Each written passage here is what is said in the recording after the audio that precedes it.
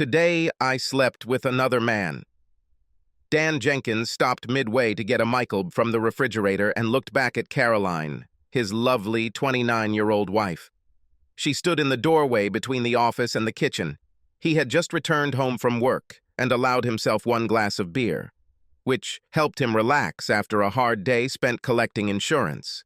He shook his head and looked at her again, wondering what she had actually said. The Freudian error was understandable, given what he had been through for the past 2.5 years, including being married to Caroline for a year and a half, and it bothered him that it was still happening. By this time, he should have come to his senses. He forced himself to smile at her. She didn't smile back. Like every day, he thanked God for bringing her into his life. She looked like a Dresden doll come to life. Long blonde hair, rosy cheeks, red lips, and blue eyes. Slim up and down, with just enough curves to make her blouse and pants work outfit look sexy. Not the kind of overt curves that 34-year-old Holly had, but it was good that Caroline in this sense, as in all others, was different from his cheating ex-wife, whom he still prayed every night to die of some terrible debilitating disease. Lord, honey, for a minute, I thought you said... I didn't listen. What did you say? She looked at him with such a sad and cold expression that his hand holding the beer trembled. I said that today I slept with another man. Frank Miller from the office. You know, he works in information technology. You met him at a party last month. Big blonde. Dan opened and closed his mouth. He was struck by the stupid thought that he must be like a fish with his mouth opening and closing. The words didn't come out. She didn't move. He didn't even see her breasts moving, showing that she was breathing. She could be a real porcelain doll. In case you didn't understand, Dan, I had sex with him. I went to a motel and had fun with him for half a day. What?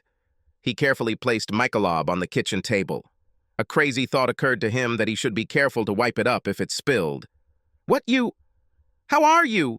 Finally, he gained control of his mouth. Don't even dare joke like that, Caroline. How the hell could you? It wouldn't be funny even if it were. If anything, her expression became even sadder, but her words were simply cold, even if your bitch wife Holly hadn't cheated on you with her big boyfriend and kicked you out of the house. Isn't that what you meant, Dan? It hurts, doesn't it? But it happened again. He couldn't breathe. It was impossible. He was sleeping and could wake up at any moment to find Caroline breathing quietly next to him. He would reach out and kiss her and thank God that she had come to save his life after Holly had done everything she could to destroy her. He blinked furiously, trying not to cry from embarrassment. He'd shed enough tears when Holly told him she'd fallen in love with another man and was going to marry him. Only later did he find out that she had been cheating on him for years and had fallen in love with her latest boyfriend. Why are you doing this, Caroline? I do not trust you. You didn't do it. It's not in your nature to be such a bitch. We've only been married a year and a half, but I know you better. She shook her head. Sorry, Dan. This is true. But you haven't asked me why yet. Why did I go to the motel with Frank? Why did I pull down his pants and give him pleasure? Why did I have sex with him? We did this in several poses. Frank loved it and wants to do it again. Dan leaned back on the counter and for a moment felt like the world around him was spinning. He made it to the chair at the kitchen table before he fell. He thought she was joking, but the cold words told him she was telling the truth. Why the hell was that his only thought? Why again? Why me? Finally, he was able to squeeze out the words. Okay, you pathetic bitch, I'll bite you. Why? Why would you do this to someone who loves you? I would give my life for you. Our children love you. They have loved you since we started dating. I understand, Holly. She was pathetic. Cheating. Pathetic. Notes. Am I really that bad in bed? For the first time since she spoke, Caroline walked towards him and stopped less than a foot away. She reached out and cupped his face, oddly soothing. No, you're not that bad in bed. I haven't been with many men, but from my own experience, you're damn good. And Frank was no bigger than you, maybe a little wider, but I didn't take a ruler to compare you. Dan, the reason I cheated on you and slept with Frank is because I have to get used to having sex with other men again. Even though she spoke English, she could speak Mandarin Chinese, he had absolutely no idea what she was talking about. He covered her hand with his. The feeling of his flesh against hers was the only thing that mattered in this world. What the hell does that mean? I'm filing for divorce, Dan. Today I'm leaving you. I'll pack my things, at least most of them, this evening, and go to my mother. And since we are not going to be together, and since I have to start a new life, I decided that I would sleep with another man. Oh, and I wanted to hurt you as much as possible. And I knew that fucking Frank would hurt you more than anything else I could do. Deja vu was a real thing, he decided. He felt the same as the day he walked into his previous home and Holly, with her large breasts having under her thin blouse, instead of greeting him with a kiss and a chest rub, told him that she had fallen in love with her old boyfriend and wants him to move out that night. She was divorcing him, but even Holly, as much of a bitch as she was, didn't try to hurt him like her loving replacement, whom he married to try to fill the hole Holly left in his heart, did. Now Caroline was tearing out what was left of his heart. And the worst part was that he still didn't know why. He felt a great weariness come over him. It was an attempt to squeeze out words. All he wanted was to go up and collapse. It's good that today was a weekday and the children were with Holly. He knew he should be angry, furious, and wanting to kill the beautiful bitch standing in front of him.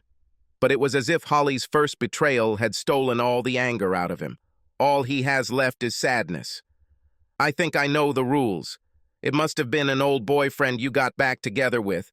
Or did you find some new guy and decide you made a mistake marrying a 37-year-old delinquent like me?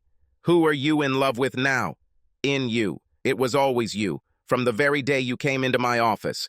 Until this moment, I never believed in love at first sight. He took her hand and removed it from his face.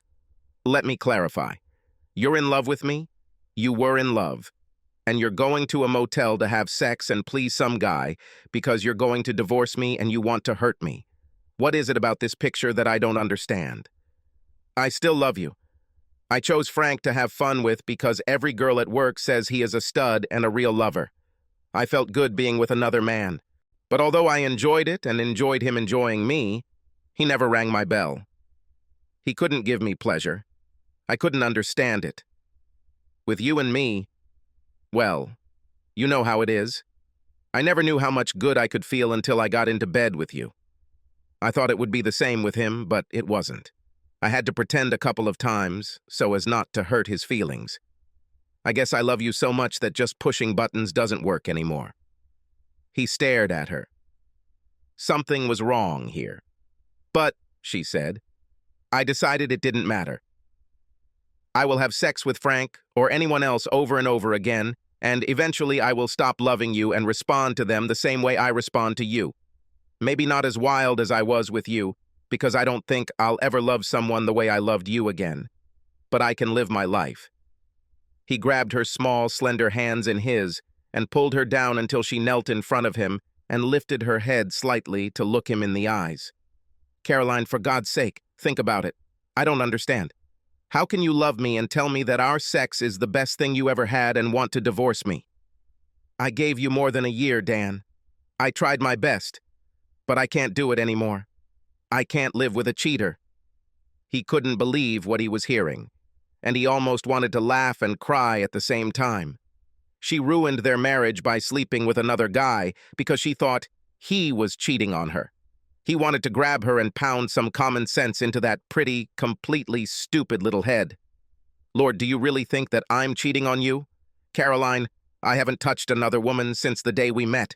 I'll admit, I had sex with a couple of women after Holly left me, but it ended the day we met. There was never anyone but you. How could you even think that? Did someone lie to you about me? She removed his hands and stood up. Now she was looking down on him, and even though he knew he was innocent, he felt like a piece of shit under someone else's boot.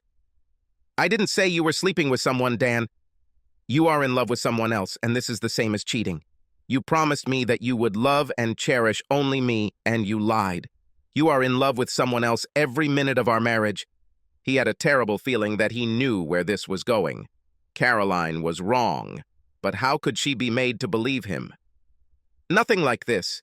She hit him in the face, and the shock alone was enough to send him flying off his chair and onto the floor. Caroline was not the type of woman to slap. A slap in the face with an open palm, behind which stands power, the power of passion, the power of anger.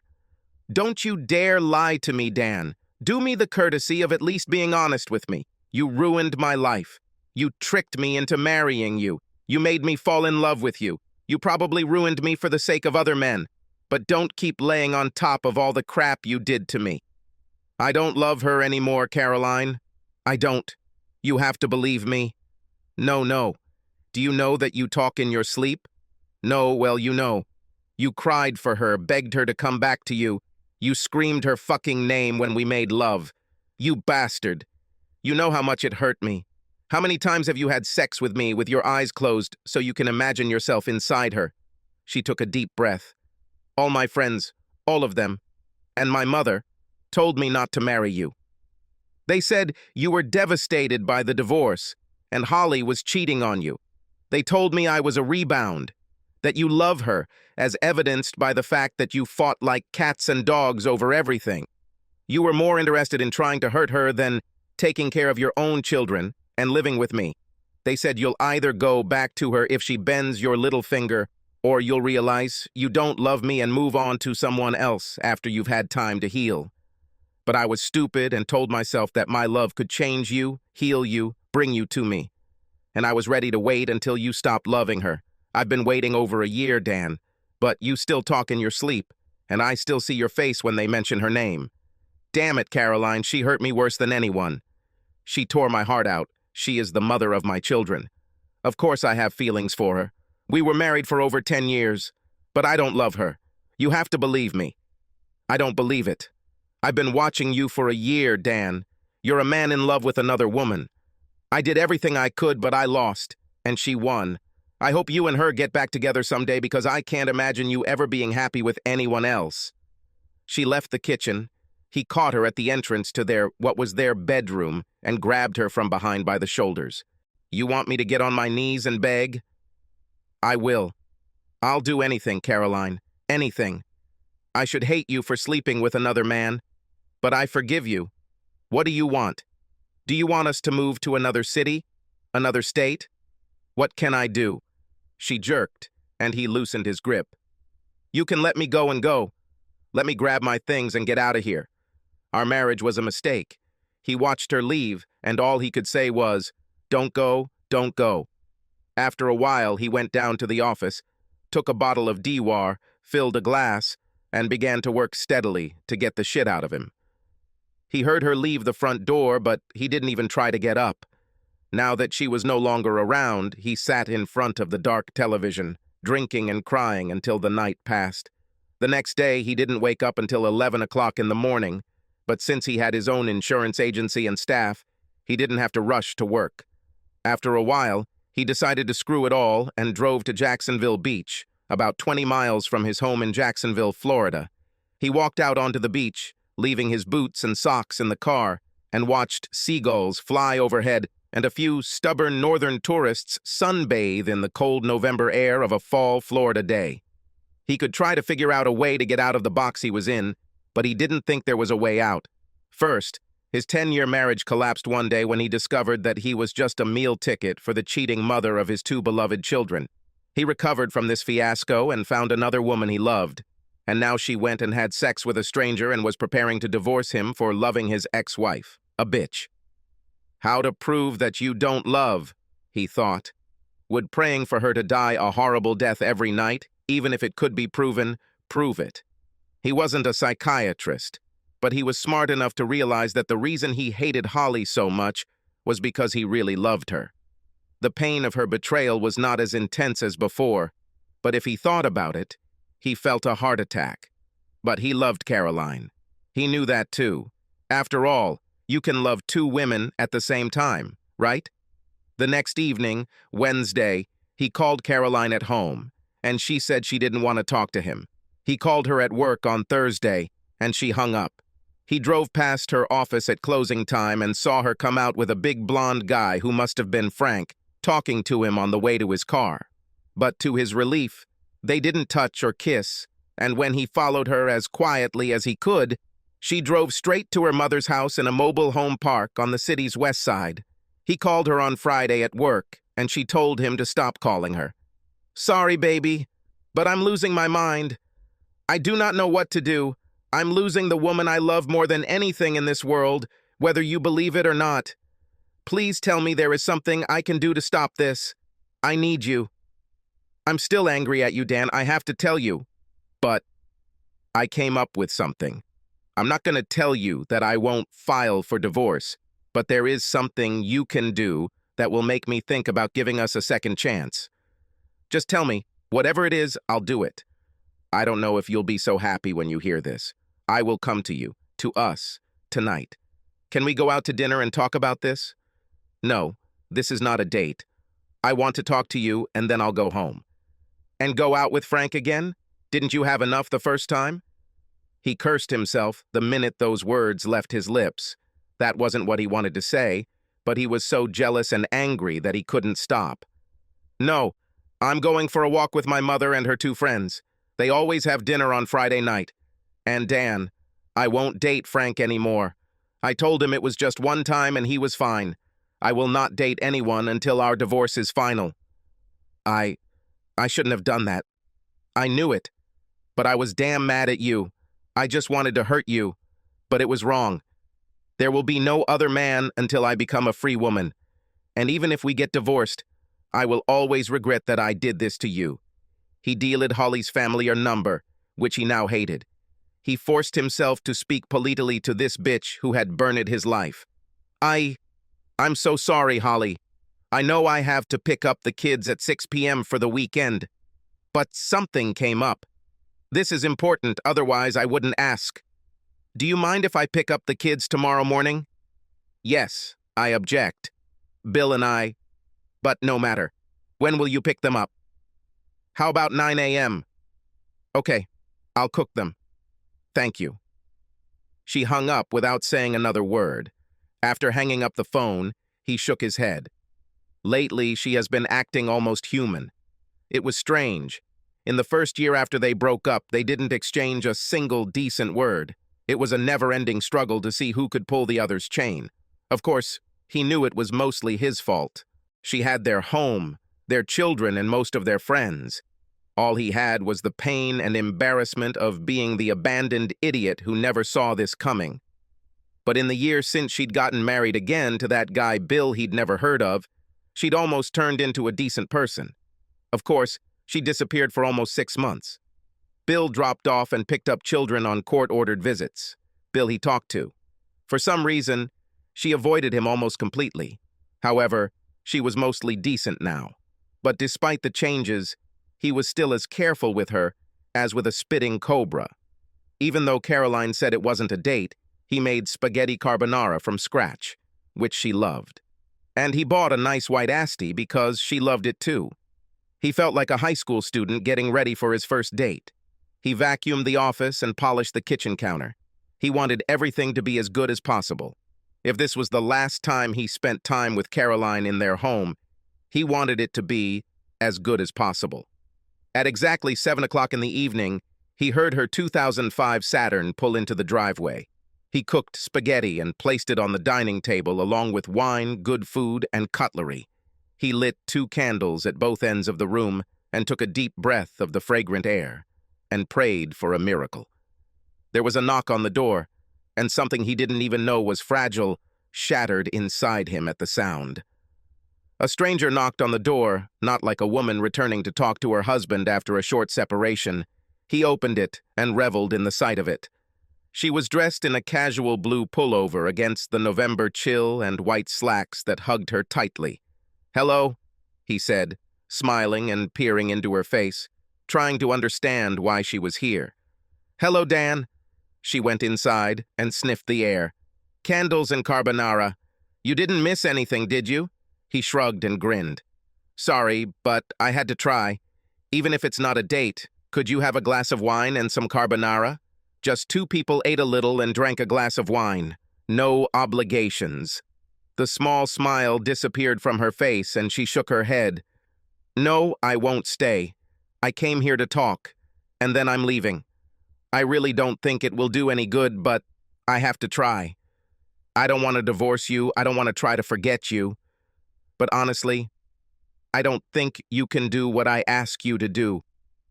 Whatever it is, I'll do it. If you give us one chance. If I didn't love you as much as I should have, I will. I will spend the rest of my life catching up on what I lost over the past year. I didn't know I was talking in my sleep, and I swear to God I had no idea I was screaming her name in bed. But you can't just tear 10 years of love for someone out of your life. No one can. This doesn't mean I don't love you. She sat down on the sofa in the living room and looked at him. Oh, I know you love me, Dan. I never doubted it. I just know that you don't love me enough. Sooner or later, our marriage will end as long as there are 3 people in our bed and 2 women in your heart. The longer I wait to leave you, the more painful it will be. And I'm not doing you any favors.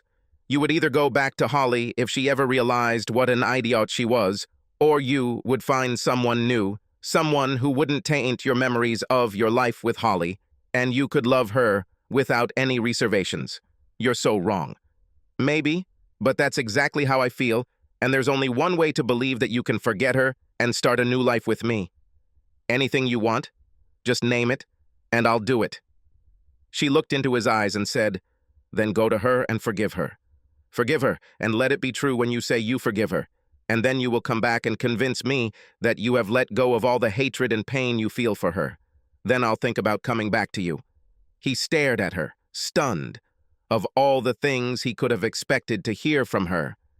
Of course, I'll call her and talk to her. It won't be easy, but I want you to meet her face to face and tell her that you forgive her for cheating on you and having sex with other men, taking your home and your children and breaking your heart. And these cannot be just words. I will know this when you return to me. You've got to change your attitude, Dan, or we won't stand a chance. Ever. He just stared at her until she stood up and then walked past him, opened the door, and walked out of his life. He stood there for about 10 minutes before he entered the kitchen and began to eat the carbonara without tasting it.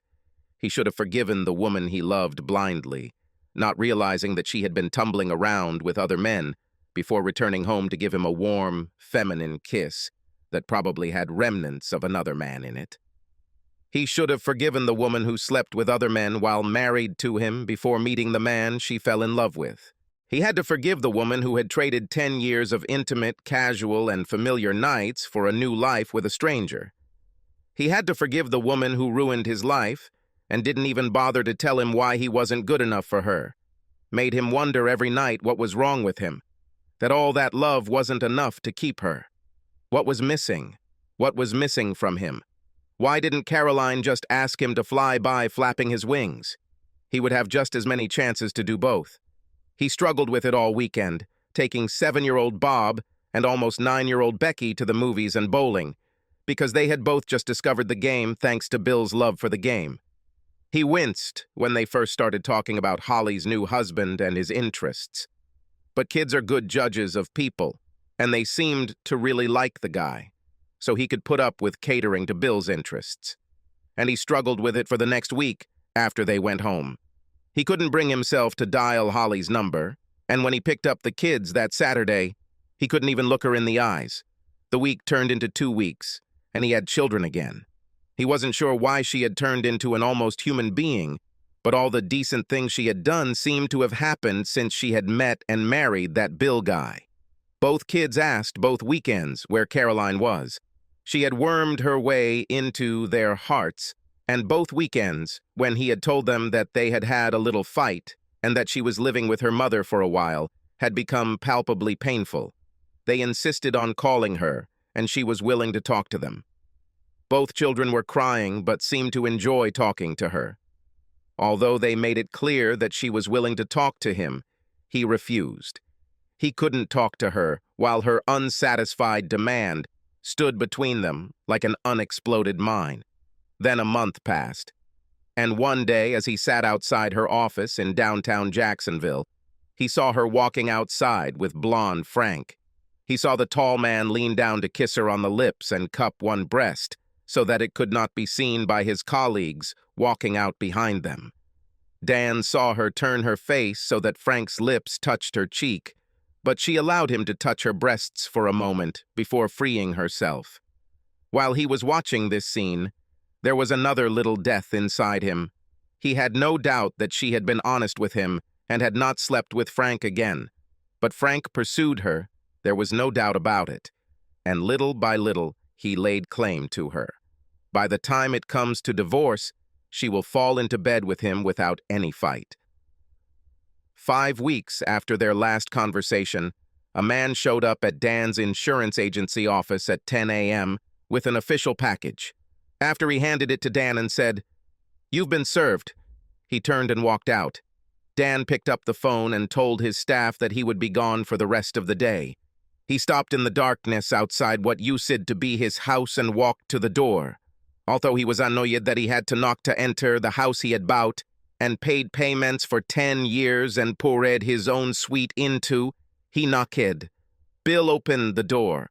His hair was closer to black than dark brown, and he wore glasses on his large aquiline nose, but otherwise he was so close to Dan in appearance that he could have passed for his brother. "Dan," he said calmly, "I need to see Holly." A moment later, Holly stood slightly behind and to the side of her new husband. Dan realized that she had automatically taken Bill's hand. He didn't mean to, but looking at her hit him in the stomach as hard as ever. A curvaceous blonde with extravagant breasts, and an ass that she was always tormented by thinking was too big, but which was simply magnificent. "What do you want, Dan?" "I need to talk to you, Holly. If we are talking about alimony or visits with children, you need to either contact lawyers or talk on the phone. It's not about the children. I need to talk to you face to face, now." Something in his tone made Bill take another step. Between them and Holly retreat. Bill raised his hand, palm up, as if to stop Dan as he approached his wife. "This is not the place, buddy. This is our house. If there is something you are concerned about, let the lawyers do their job." Dan just stood there and looked at the man who looked so much like him until the man lowered his hand and looked at him, as if trying to read his thoughts. Holly stared at him with an expression Dan couldn't understand. He hoped it might be some trace of guilt and shame. "Don't raise your fur. I'm not here for trouble. I just need to talk to mine ex-wife for a few minutes." "About what?" Holly asked, shifting from foot to foot as if she was nervous, which she probably was. It was the most they had said to each other, without shouting, in the last year and a half. "Not here, Holly. I need to talk to you alone. Somewhere else." Holly and her husband exchanged glances. Dan didn't need to be a telepath to understand what they were thinking. "Don't be offended, Bill, but this is personal. Between me and the woman who was once my wife. This doesn't concern you. And I want to do it somewhere else, not here. This place has too many memories. Look, we got divorced almost 2 years ago. If I was going to hurt her, it would be when I hated her to the core. Or at least when I hated her a lot more." The pair exchanged another look, and he saw Holly shake her head. "Holly, you know I won't hurt you. We were married for 10 years. I am the father of your children. I loved you so much that it almost destroyed me when I lost you. Doesn't 10 years entitle me to 30 minutes of your time?" She looked at her husband, and Bill just looked at the floor. It was obvious that he was leaving the decision to her. She clasped her hands together and, without looking him straight in the eyes, said, "We, all, everything has finally worked out. The children got used to life in 2 new families. You seem happy with Caroline. Why bother?" Dan crossed the threshold of a house that would never belong to him again. This time she didn't back down, but Bill seemed to take a step to the side so that there was nothing between them. Finally, she looked into his eyes, and he thought it was the first time in 2 years that they had truly looked at each other. "I'm not going to stir anything up, Holly. I'm not going to beg you to come back or call you names. I just need to talk to you, tonight. It can't wait. I'll explain, but I want to do this when it's just the 2 of us. For God's sake, how could you do what you did to me? Take my children, destroy me, and not give me a few minutes." Then he turned to Bill. "Holly knows me. She knows I won't do anything to her. She is the mother of my children. I just want to talk to her. At Shawnee's, a few blocks from here. We'll have our own conversation, but there will be people around if you're worried." They walked away a few steps and spoke quietly. Finally, she returned and stood in front of him so damn beautiful that it hurt Dan to look at her. "Okay, Dan, go there. I'll be there in a couple of minutes, I promise." For a split second, he was overcome with an unbearable urge to laugh and ask if this promise meant as much to her as the promises she had made 10 years ago to love and cherish him. But he stopped himself. Nothing good could come of it, and if he insulted her, it could ruin his last chance to win Caroline back. He left without saying another word. He was waiting at a table in the back of the restaurant when she walked in 30 minutes later. She seemed to slow down as she approached him, and he could tell she didn't want to be near him. Well, to hell with it, he thought. He would be uncomfortable as hell, so why should she be comfortable? She hesitated for a moment, then sat down opposite him. They were the only people in 4 booths in any direction. It was already 7:30 p.m. on a cold November night. They probably won't have too much to do at this time of night. A fat waitress with a wrinkled face approached their table, visibly wincing every time her feet touched the floor. "It's a bad night for a walk," she said. "What can I do for you guys?" "I'd like some coffee." "You?" Holly shook her head. "Give her coffee with cream and sugar. It will keep you warm." "You still take it that way, don't you, sweetie?" He couldn't resist the last word, remembering all the nights they'd come to places like this, when he knew he'd be inside her before the night was over, and it hit him hard again. Why the hell did she leave him? A flash of irritation flashed across her face, but she blinked away the moisture and said, "Do you still remember this?" "I remember a lot, Holly. There are many things I would like to forget, but I can't." She looked at the waitress and said, "And a piece of cherry pie." He wanted to smile, but the memory hit him in the stomach again. She loved the cherry pie they served at Shawnee's, and he never minded it because, as she said, every ounce seemed to go straight to my chest. When the waitress left, she looked at the table for a minute, then met his gaze and said, "What was so important that we had to meet like this?" "Talk. I can't be gone more than 30 minutes or Bill will come looking for me." "Does this have anything to do with Caroline? The children told me that you live separately." He didn't realize he was going to say it until he heard her, and then he heard his own voice. "I was served with divorce papers today." She may have been a truly great actress, but he thought Holly looked genuinely sad. "Oh my God, Dan. I'm really sorry. The children love her very much, and they said you guys seem really close. What's happened?" "Dan, I'm truly sorry, but what does this have to do with me? Why did we need to meet so urgently?" "She left because of you." She just looked at him as if she didn't understand his words. "What? How? She doesn't think we—" "She told me that I love you and that our marriage is a sham." "This is madness." "No," he said slowly, and finally, looking at her, he lowered his guard. "She was right. I was just never honest enough to admit it." She shook her head, as if not wanting to admit the truth, and said slowly, "I didn't know. You should have known that. You can't hate someone as much as I hate you, if you don't love that much. And I still love you, just like the day I found out that you were sleeping with that asshole." He took a deep breath. He had to do this before his nerves gave way, and he broke down and ran away. "I don't want to love you. I want to love Caroline. But you're still there, crowding out any other woman I could love. I want you to leave my heart. I want to be free." The sadness on her face only seemed to grow as his words sunk in. "She told me what I had to do to save our marriage, and that's why I'm here." "What? Why?" "I'm here to forgive you, Holly." She looked at him as if he was speaking some foreign language. "What?" "I'm here to forgive you." She looked like she wanted to say something, but the words wouldn't come. "I know what you did, but I'm tired of hating you and loving you. You betrayed me, ruined my life, and threw away my love for you like yesterday's trash. I want to think that you are a monster, a cheater, a complete bitch, but I know that you are not. Today I had a lot of time to think and remember. You love children too much to be a real monster. I never thought you were completely evil. That's why you hurt me so much. If you were just a rotten bitch and I made a terrible mistake by marrying you, I could forget you." Now there was a distinct mist in her eyes. "But you are a decent person, except for your attitude towards me.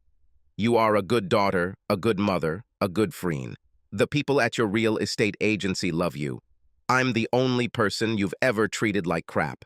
I could never understand this. And I still don't know. But you had to have some good reason for what you did. Maybe I was never good enough in bed to keep you home. I didn't think so, but who knows? Hell, this is nothing unusual. If you weren't mine, if I didn't love you so much, I could accept the fact that marriages break up. People stopped loving each other. It's just different when it happens to you." The waitress came to the end of his words and seemed confused by what she heard. She left 2 coffees and a pie and hurried away. He took a sip of coffee. He concentrated for a few more seconds, then looked at her. There were tears in her eyes, but she didn't say a word.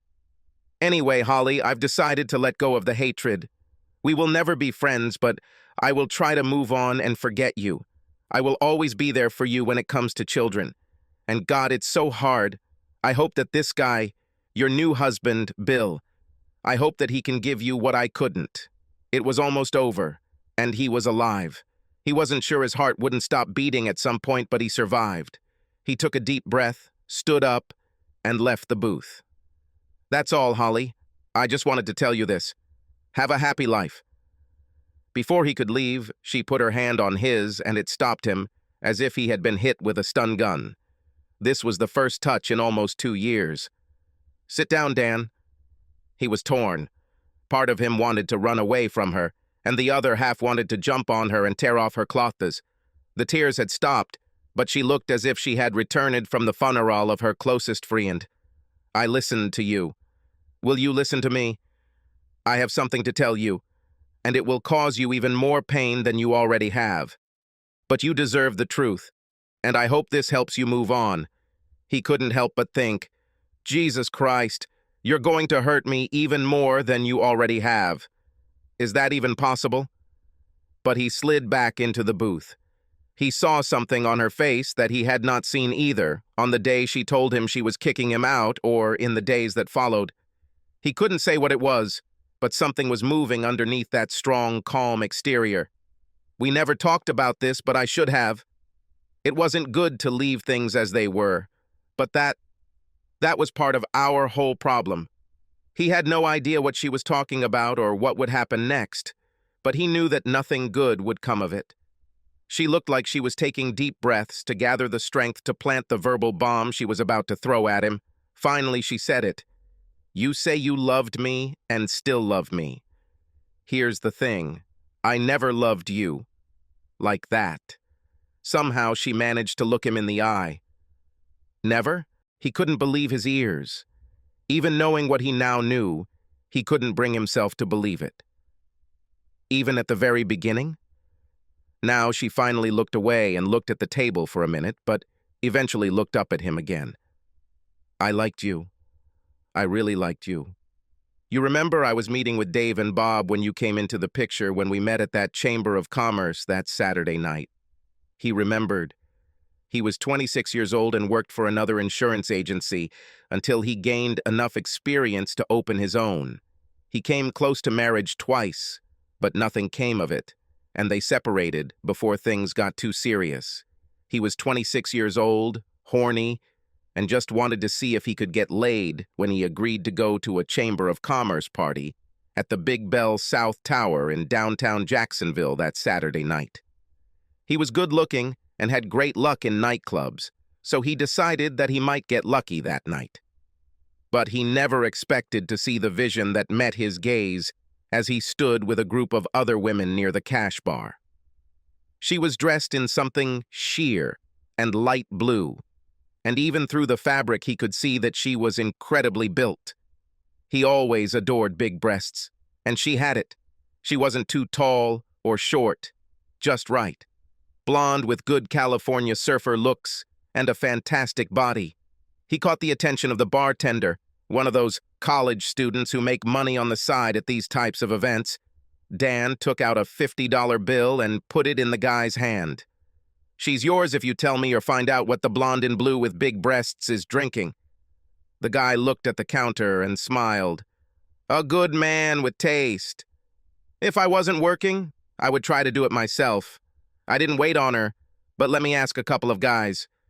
He returned a minute later and said, "Rum and Coca-Cola with 1 cherry." Howie said he heard her say she wished she had a bunch of cherries, but they were all going up her ass. Dan grinned and handed him another $20. "I noticed that your drink is dying," he said, standing in front of the blonde and between her and her 2 friends, who fell silent for a minute and scanned the crowd for walking penises. She looked at him in surprise, and then saw the glass he was holding out to her. There was a blank expression on her face, and then a slow, delightful smile appeared.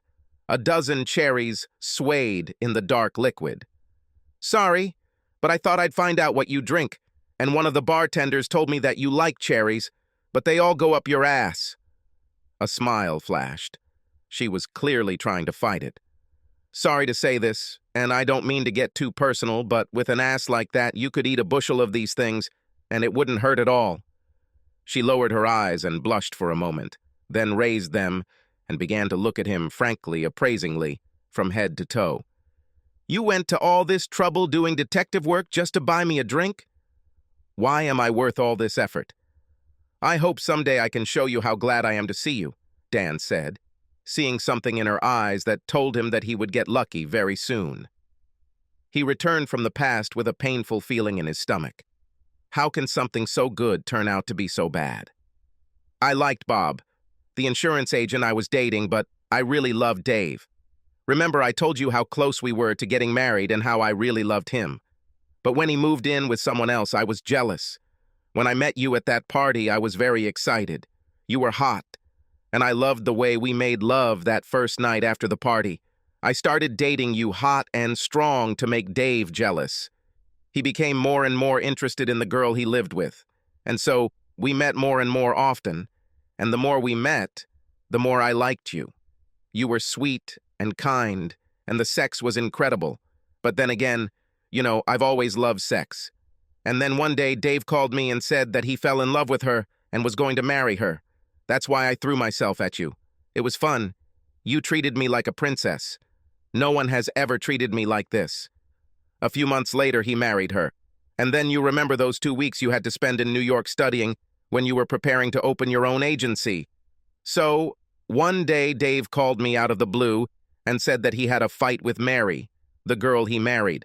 In fact, it was a conflict about me, and he came to my house. We ended up in bed. No excuses.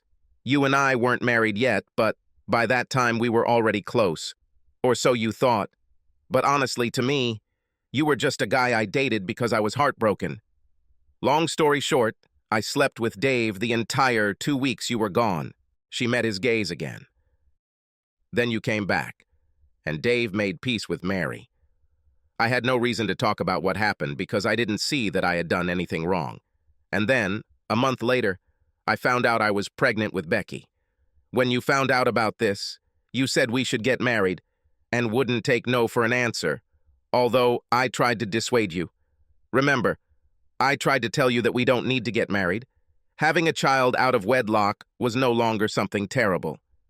But you were so excited and so happy, and Dave came back to Mary and told me that we were just having an affair, that Mary was the woman he was going to spend the rest of his life with. I didn't have a man that I loved, and I could tell that you loved me and you liked the idea of having a child and starting a family. So I told myself that we will have a good life together, even if I don't love you. Dan remembered those days and how happy he was when he learned that this gorgeous woman who lit up his bed every night would give birth to his child. The realization exploded in his head like a nuclear bomb. He knew why she wouldn't look him in the eye. Don't tell me. Don't tell me, your mother. When she raised her eyes, they were filled with tears. Yes, I checked her after birth. I never told you. I checked on Dave. He didn't want to do it, but I told him I would sue him and ask for child support for the next 18 years if he refused. But if he let me check on him, I would never tell you and you would think you were the father. And Dave was her biological father. Dan jumped to his feet, slid out of the booth, and tried to keep himself from hitting her. You're a bitch, you pathetic bitch. I really thought I could forgive you after everything you've done. I told myself that you can't hurt me anymore, but I was so wrong. You took my daughter from me, you damn bitch. And I'm sure Bob isn't mine either. Damn you! He walked past her, shaking off her hands when she tried to grab him, and ignoring her pleas to stop and listen to her. The cold night air was invigorating as he stepped outside. It was nice to be cold. He had lost his wife and children, and was about to lose his new wife, and at almost 40 years old, he would find himself more alone than he had ever been in his life. He got into his Mustang and turned the key in the ignition, preparing to drive out of the lot. Only a glance in the rearview mirror stopped him from killing his ex-wife. She stood behind the car, crossing her arms over her chest, as if provoking him to retreat. He rolled down the driver's side window. Get the hell away from my car, Holly. I swear to God I'll kill you. I'll come straight at you if you don't move your ass. I won't move. If you kill me, how will you even meet Bob and Becky? He opened the door and moved towards it, before he even knew what he was doing, leaving the car at neutral idle. If I have to, I'll knock you out and just throw your unconscious body somewhere far away. She flinched, but did not retreat. I know I hurt you, Dan, but I told you it would hurt. But trust me, come back with me, and let me finish. I think you'll be glad you did. At least I hope you will. No matter what, you have to let me finish. If you want your marriage to Caroline to work, you need to hear this. How the hell do you tell me my kids aren't mine, and then it'll probably get worse when I can't imagine what could be worse to help me save my marriage? He stopped in front of her, and she reached out to take his hand. Please. He followed her back to Shawnee's, feeling the nervous glances of the waiters and manager on him. He wondered if they had called the police. It's okay. We're just... had a little quarrel. It's over now. When they sat back in the booth, she said so quietly that no one could hear. I said Dave was Becky's biological father. You are her father. She doesn't know, and Dave doesn't know. Nobody knows except you, me, and Bill. No one will ever know again. And when you stop suffering, you will understand that it doesn't matter. Do you love her less, knowing? He blinked and answered automatically. But is Bob mine? Yes. After we got married, I didn't have sex with anyone else. For years. You were a wonderful husband, but... But what? What did I do wrong, Holly? I thought our sex life was wonderful. Why did you need to look for something strange? She shook her head and reached for him again. He wanted to push her away, but this question had been tormenting him inside for 2 years, and he was ready to put up with her touches if she would at least once tell him the truth. I was involved in real estate. Every day I saw strange men. This meant that men harassed me every day. You know, I've always been catnip to guys. It's probably all about the chest and ass. And for a long time I tried to push them away, although I often came home all excited. But some of these guys, I liked them. I really liked them. They reminded me of you, and don't tell me that if I had been married at the party that night, you wouldn't have hit on me and gone out of your way to sleep with me for the rest of the night. I know you too well. Okay, maybe I would do that. I was no saint. But why did you start? She took a deep breath and then let it out. The truth? Please. Because I didn't love you. We had a marriage, but a marriage of convenience. You have hot sex and 2 kids you love, and I have the same thing. I always thought you probably took a bite or 2 off when you said you were at work. I knew you loved children, but I told myself that you felt the same for me as I felt for you. You were in love with my breasts and ass. And why was it wrong? Yes, weren't you listening? I didn't love you. Sex with a stranger will not be betrayal or betrayal because it will just be good, clean pleasure. It wouldn't hurt me, and I was sure it wouldn't hurt you in the long run, but I still didn't do anything. After some time, I realized that I would never know what it was like to love a man again, at least not after Dave. I really didn't think you loved me so much, and I started to feel, perhaps, deprived. I knew that other wives, even our friends, loved their husbands. They joked with them, sometimes cheated on them, but they loved them. But I didn't have this. And then one day, a guy I knew in college came into the real estate office. He was great. He began to pester me, invited me to have lunch with him, and I agreed. A few lunches later, he came into my office and said that he wanted me to go to a motel with him after lunch. Just for a few hours. Just to scratch the itch we both had for years. I remember looking at him and being so excited that I was ready to scream. And then I looked at my desk and saw a picture of you and Becky and baby Bob on it. And then I realized it was like looking at a photo of the roommate I lived with. A hot and sexy roommate, but just a guy I lived with. And just for a second, I hated you. I wasn't the one who wanted to get married. You practically forced me into this. And now I was stuck with a guy I didn't really love, and to make matters worse, I couldn't have sex with anyone else. This dreamy guy I'd wanted for years. It's all your damn fault. That day I decided that if I didn't have a man I loved, then damn it, I would have as much sex as I wanted. And so I went to a motel with him and we had sex until we died, and that was it. As good as I thought. And when I returned home, I thought I would feel guilty, but I didn't. That night, we had sex. That was great too. So I decided I could actually have my cake and eat it too. Life was good. Dan tried to understand her words and found that he understood something, although he did not like it. But it didn't bother you at all that you lied to me for so many years? Oh, of course, after a while it dawned on me. I knew I was lying to you, and I decided that your pride would suffer if you found out that I slept with just anyone. I knew I was being selfish. I knew I was betraying you. I knew this from day one.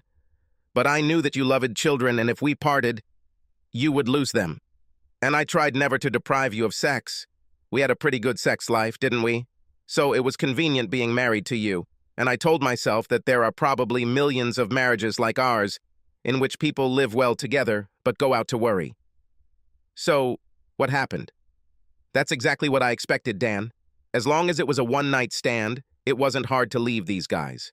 And I was careful. Condoms, and I chose guys who I was sure weren't hounds. But then, I started to really like some of these guys, and it turned into long-term relationships, and I started to develop feelings for some of them.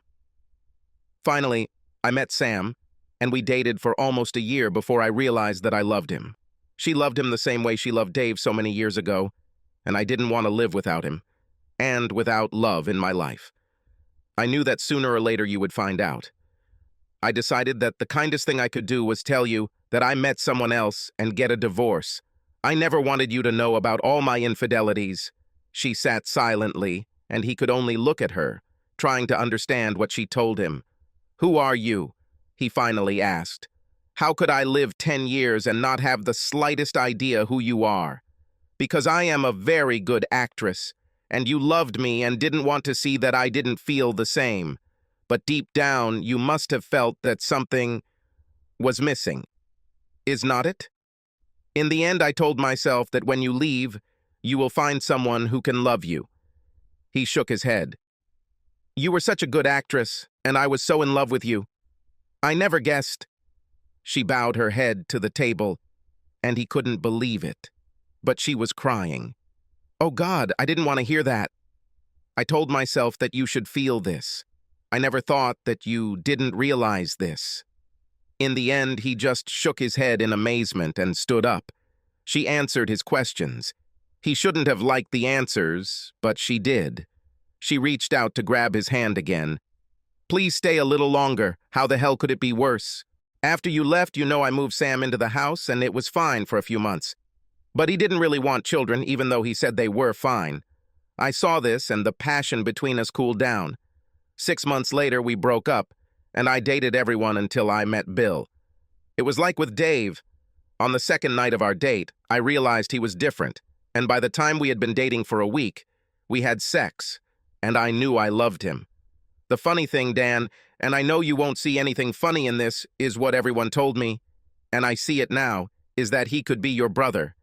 He looks like you, about the same tall, slightly darker hair. He is serious, kind, calm, and loves me more than I deserve. When he saw your picture for the first time, he told me that he thought I was trying to replace you with a clone." Dan started to stand up again, but she held his hand tightly. "A little bit more." He sat down again. "Okay, you love your new husband. I'm happy for you, But what does this have to do with me? With us? Wait a few more minutes.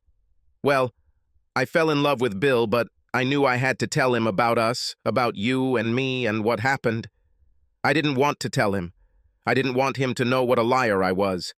But he had heard some stories about me from his friends, and I knew that he would learn the rest in time. I was afraid that he would think that I was cheating on him. I knew I had to be honest with him. That evening, the children were with my parents, and I told him. I was afraid that he would hear my story and leave me, but I told him everything. While I was telling him, I looked at his face, and my heart sank. I immediately understood what he was thinking about. When I finished, he just sat and looked at me for a long, long time. Finally, he said, "I would kill you if you did this to me. How could you do this to your husband? How can I even trust you?" I sat and tried to find the answer to this question, and I finally told him the truth, that I never loved you, not for a minute, but I loved him. I really love him. I didn't try not to love you, I just never really did. After I said this, he just stared at me for several minutes. Then he stood up and said, "I must leave you for a while and think about this. I will call you." I didn't hear from him for a whole week and died inside. I knew he would never come back. And then one day, he appeared at the door. He kissed me and said that he had thought about it for a long time and decided to leave. "But I couldn't," he said. "I was already in love with you. I know how Dan could love you so much, for so long, because I love you just the same. I think we are brothers not only in appearance." Then he told me that if we were going to stay together, I had to stop torturing you with the kids. Remember, a year ago, I suddenly stopped all this Mickey Mouse nonsense and gave you permission to take them whenever you wanted, no matter how badly you spoke to me or talked to them about me. It was Bill. He said, "I've already fooled you enough. I can't take your children away from you." She fell silent, and the two of them began to play with spoons. Dan drank his cold coffee and tried to understand what he was feeling. And when he returned, he asked how I would feel if he pretended to love me and had affairs on the side. It killed me, and he said, "Try to put yourself in Dan's shoes." And for the first time, I realized what I had done to you. I stopped looking at everything from my side, just mine, and thought about what you must have felt, what you went through. I haven't spoken to you for 6 months. Bill did everything necessary to transfer the children. I know you must have thought I was a real bitch, but the truth is, I couldn't look at you and know what I did to you. If I said a word, I would burst into tears and could not stop. I started having panic attacks and the doctor recommended Valium. For 3 months I walked around like a zombie, and Bill stood next to me. If he hadn't been there, I probably would have cut my wrists. I didn't think it was possible to feel pain and guilt and live like that. Her eyes were red from crying. "Because the truth is, I know you never deserved this, Dan. It was my fault, my selfishness. I should never have married you, and after I did the first time, when I started cheating, I should have asked you for a divorce. It would be much kinder that way." She looked him straight in the eyes and said, "I told you all this so that you understand the truth.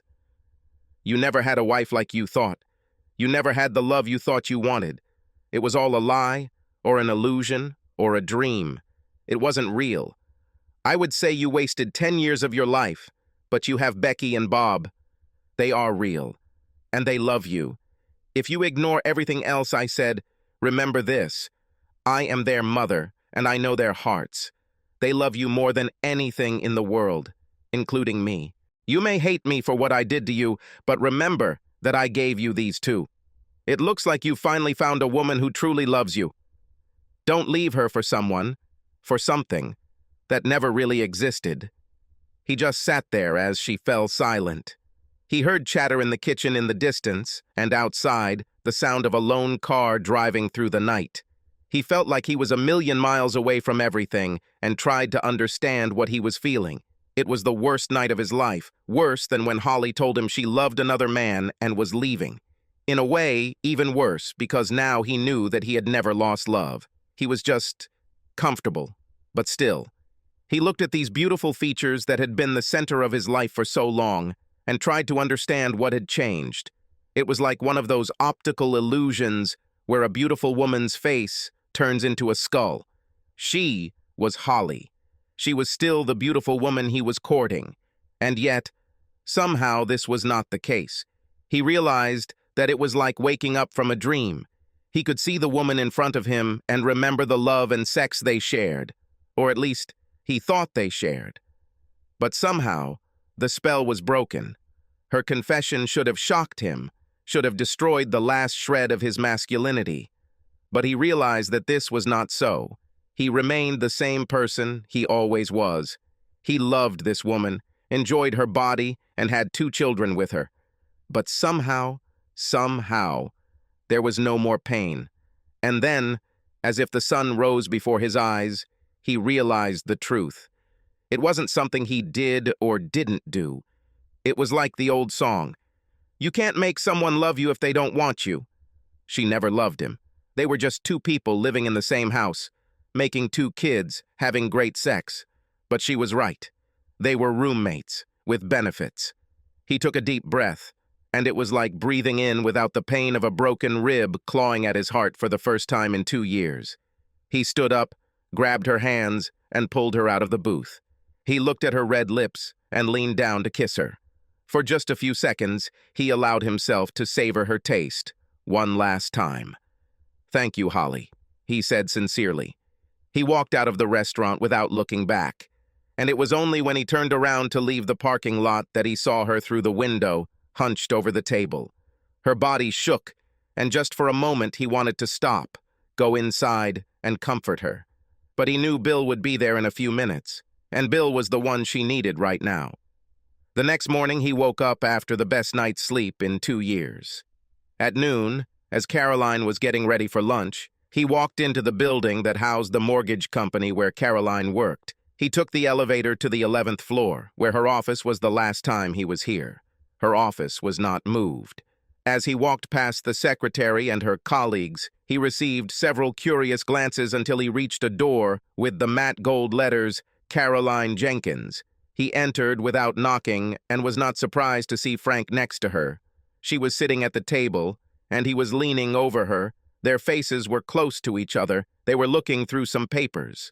They looked up at the same time. Caroline turned pale, even though they weren't doing anything obviously wrong.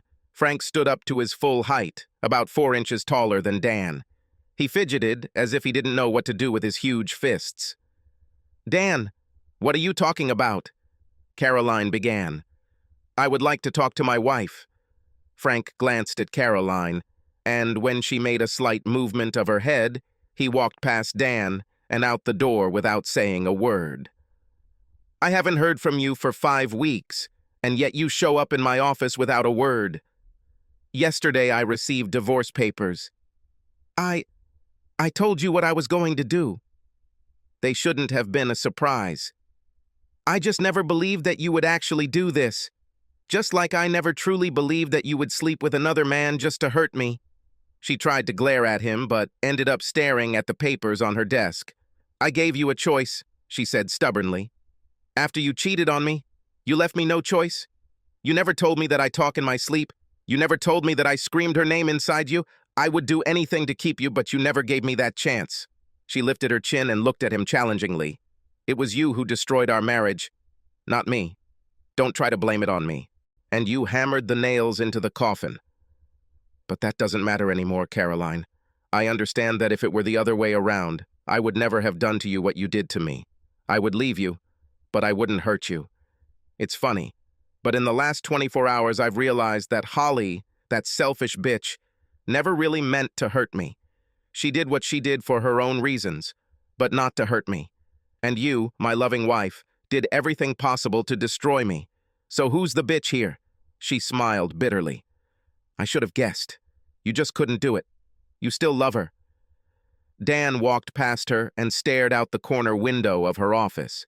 She had a magnificent view of the St. John's River, like a glittering ribbon of mercury meandering below. "No, I did what you asked me to do, Caroline. I met her, we talked last night, and I forgave her. More importantly, I stopped loving her. Now I'm free." She looked at him, not believing her eyes. He realized that she never thought he could do this. She set an impossible goal for him. And having realized this, he realized more than ever that the decision he had made was the right one. "Just like I stopped loving you. It's amazing how easy it is to do once you learn how. Like I said, I realized that I could never do to you what you did to me. And knowing this, I wondered why I fought so hard to keep a woman who could do this." He walked to the door of her office and stopped for a second. "I'll sign the documents today and let everything take its course. We weren't married long enough to have any assets to divide, and we didn't have to pay any alimony anyway. I'll even talk to Holly about letting you see the kids. They fell in love with you, and if they want to see you, I don't mind. As for you and me, I think you have everything. If you need anything else, come and use your key while I'm gone. I don't want to see you or talk to you anymore. Now you don't have to wait to start entertaining Frank. I bless you. As for me, I'm going to start searching. I fell in love twice. I think I have the strength to do it again." Going down in the elevator after his second great love, he thought that he expected it to be even more painful. But like he said, overcoming Holly taught him a good lesson. You can't torture yourself forever for the shitty things other people have done to you. This was enough to punish himself for his own sins. The knocking on his door started at 7 in the evening. It had long since gotten dark, and he didn't wait for anyone else. So he let her knock until he heard the key click in the door and remembered that he hadn't changed the locks. He heard footsteps approaching. "I called her and she told me what happened last night. You didn't trust me, did you?" She came up behind him and put her hands on his shoulders. "I didn't say you could touch me. But you didn't say I couldn't. Why aren't you with Frank? I gave you the perfect conditions. Because I don't want to pretend that I'm having fun anymore. I want real sex. And if you had good sex with Frank, you wouldn't be here, right? And then you can use your hand or a sex toy. I don't have sex with Caroline anymore. You used to like it. That was when I didn't see Frank in my head. This ruined everything for me." She lowered her arms, hugged him, and in one practiced motion, unbuckled his belt and pulled his pants down to his ankles. Then she reached out and slid her hand into his underwear. "I didn't say you could do it. You didn't say I couldn't. And I think you like it. Why are you here, Caroline? You didn't want me to forget Holly. You were just looking for an excuse to divorce me and try yourself with guys like Frank. Why not be honest? We don't have to lie to each other anymore. We're done." She grabbed his hips and spun him around, and he left the pan on the stove and turned to face her, or at least the top of her head. He couldn't resist, and they had sex. When they finished, he looked at her and tried not to smile and said, "You think this pathetic performance will allow you to return to my bed, my marriage, and my life? One sex? Oh no, I know that this is not enough."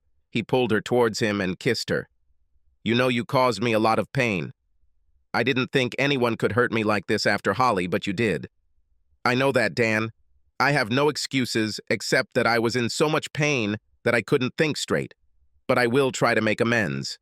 I'll be the best wife and the best sex you've ever had. Better than Holly ever had." He grinned. "You know it won't be easy for you."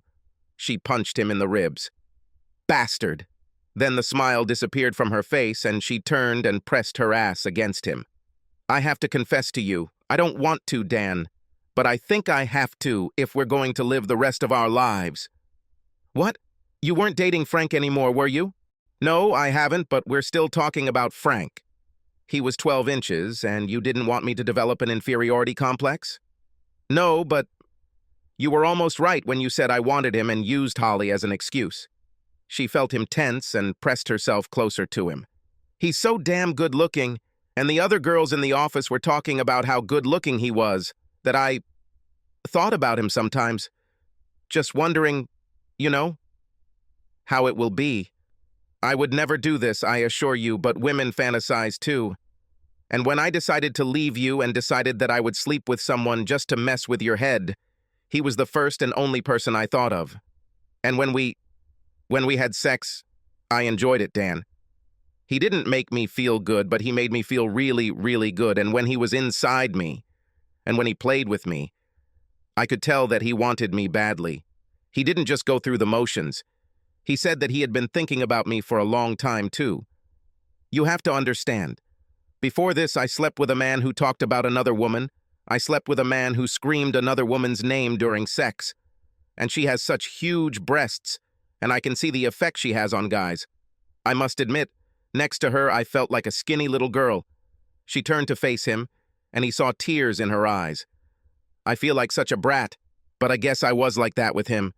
The only thing I can say is that this will never happen again. As long as I have you, I will never need him or any other man. Do you believe me? Can you forgive me for wanting him so much? Crap. In some ways, I regret hearing this. This makes it even worse.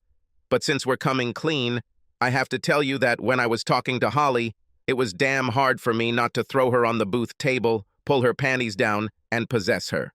I'm not in love with her anymore, but she was fantastic sex. If she came crying and said she was breaking up with Bill and asked me to take her somewhere, honestly, I can't say what I would do. You know I love you, but I'm only human. And you too. He kissed her again and whispered in her ear. So, if that little redhead, who works in the office next to you and has such fantastic breasts ever comes to me again, like at that office party last June, you'll understand if I take her to one of the bedrooms and just play with her, and I swear to God, one morning you will wake up without your dignity. All clear? Transparent. He kissed her again. He would never tell her this, but he compared the kiss and lips to Holly's. No one would ever be in Holly's league, but Caroline was the woman he loved. She pressed herself close to him and said, I really never thought this would happen. I thought you were so in love with her that we could never be together again. I can never thank you enough for coming back to me. The only thing I can do is love you forever. My soul needs this. Subscribe to our channel so that your second chaff doesn't cheat on you, and go ahead and listen to the next story, because this story is nothing compared to the next one. If you're under 18, don't even think about listening to the next one.